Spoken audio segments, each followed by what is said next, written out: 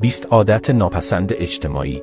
شماره 1 خیره شدن به دیگران. 2 با دهان پر حرف زدن. 3 قطع کردن حرف دیگران. 4 اظهار فضل و دانایی کردن. 5 بلند حرف زدن. 6 خیلی محکم یا شل دست دادن. 7 پرخوری در میهمانی ها. 8 گذاشتن آرنج روی میز.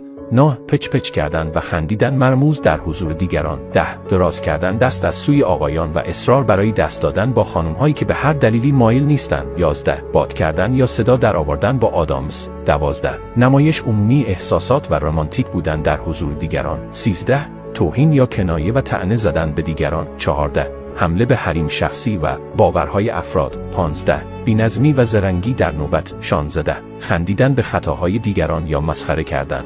17 فضولی کردن. 18 به کار بردن کلمه‌های زشت و زننده. 19 هنگام گفتگو نگاه کردن به جایی غیر از چهره مخاطب. 20 سکوت و کم حرفی غیر عادی یا عبوس بودن در جمع. احترام بذار تا احترام ببینی دوست من. اگه موافقی یه قلب قرمز برام بذار.